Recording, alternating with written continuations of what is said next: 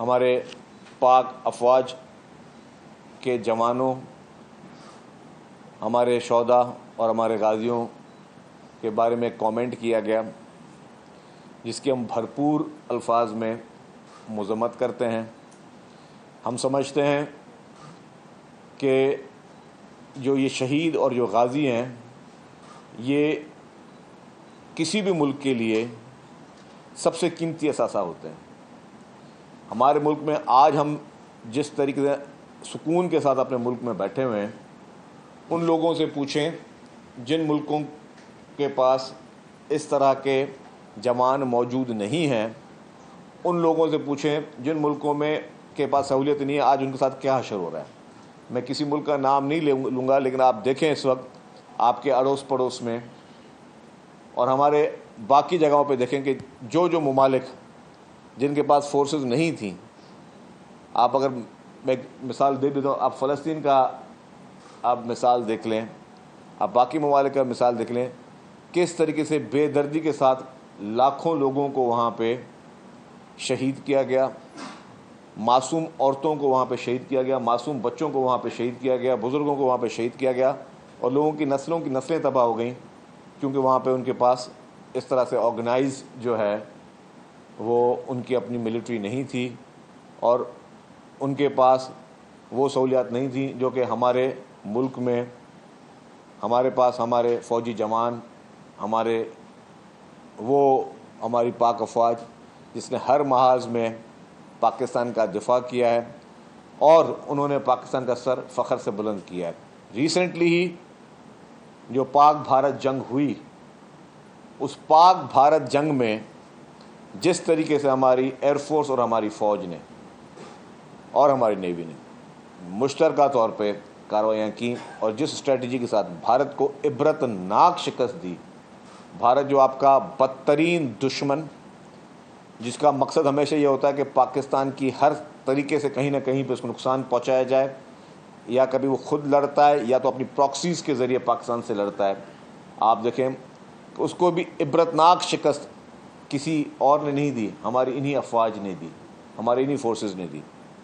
اور وہ جوان جو کہ اپنے گھر سے جب ڈیوٹی پہ جا رہے ہوتے ہیں تو اپنے والدین سے یہ کہہ کے جاتے ہیں کہ جی دعا کریں کہ ہمیں اگر کچھ بھی ہو تو ہمیں شہادت کا رتبہ ملے۔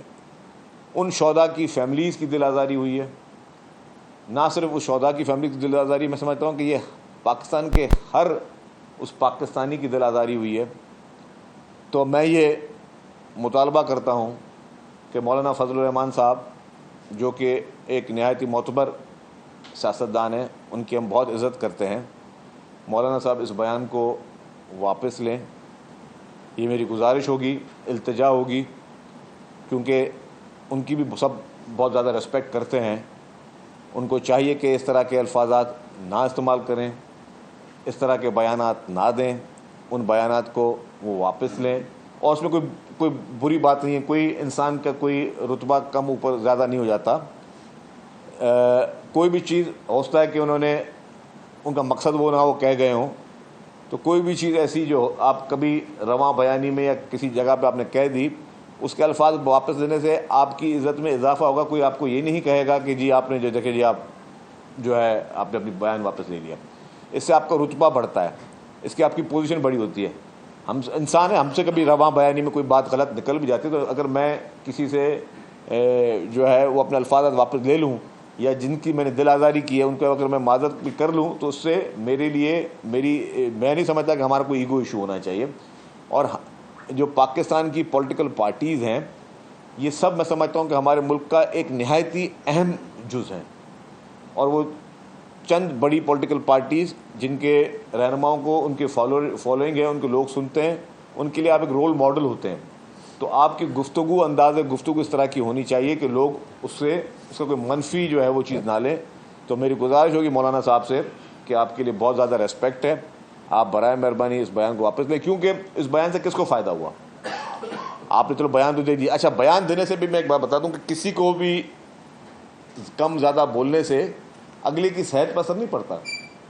مطلب جو شہداء کا رتبہ ہے، آج بھی شہداء کا رتبہ سب سے عظیم ہے، آج بھی جو ہمارے شہداء ہیں وہ ہمارے نیشنل ہیروز ہیں، آج بھی ہمارے غازی جو ہیں وہ ہمارے نیشنل ہیروز ہیں. تو ان کی صحت پہ اثر نہیں پڑے گا، نہ ہی ان کے رتبے میں کوئی اثر پڑے گا. لیکن خوش کون ہوگا آپ کے اس بیان کے بعد؟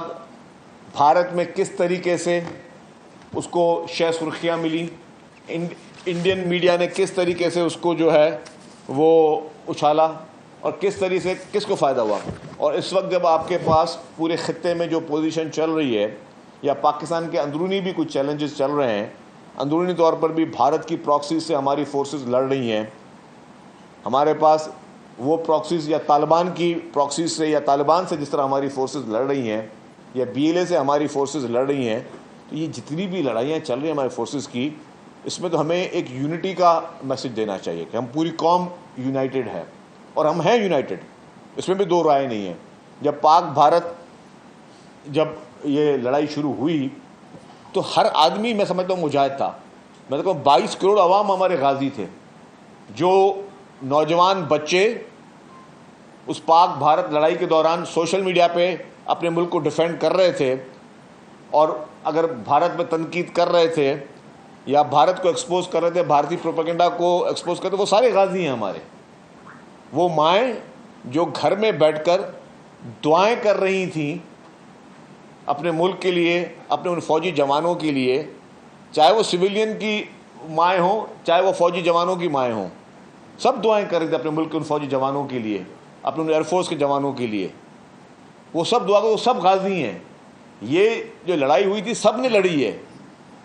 تو آپ جب ہم پوری قوم ایک ہو گئے تھے، اور ہم ایک ہیں، اور انشاءاللہ تا قیامت پاکستانی قوم ایک رہے گی، تو ہم اس طریقے کے بیانات کے ذریعے یا کسی بھی پوائنٹ سکورنگ کے لیے کسی کو کم زیادہ کیوں کر رہے ہیں اور کس کو کر رہے ہیں؟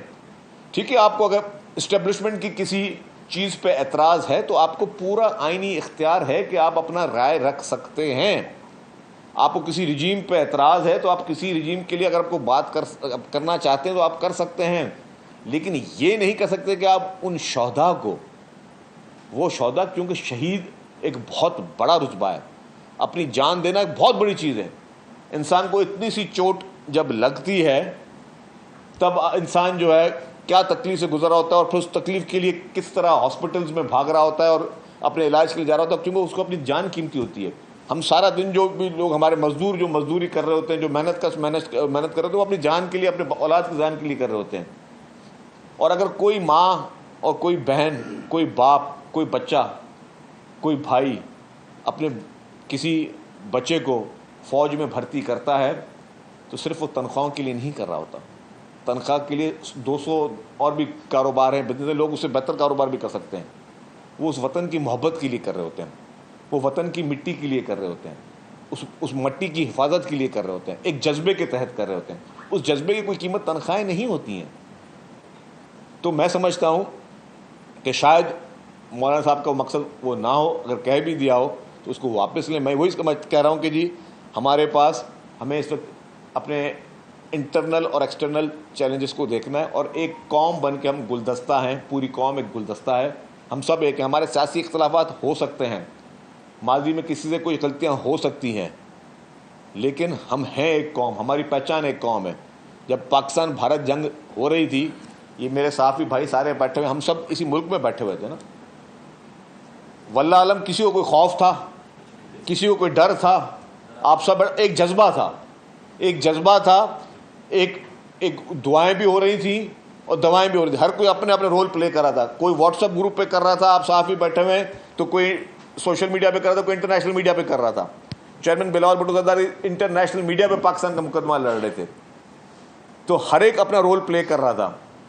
ہماری پوری قوم نے اپنا رول پلے کیا ہے. تو ہمارا جذبہ وہی ہونا چاہیے، اور ہمیں ایسے کوئی بھی بیان نہیں دینا چاہیے جس سے آپ کسی بھی ان شہداء کے لیے اس طرح کے ریمارکس دیں. اور میں نے پھر کہا کہ ان بیانوں سے کسی شہید کے رتبے پہ کوئی اثر نہیں پڑتا، لیکن ایک میسج برا جاتا ہے.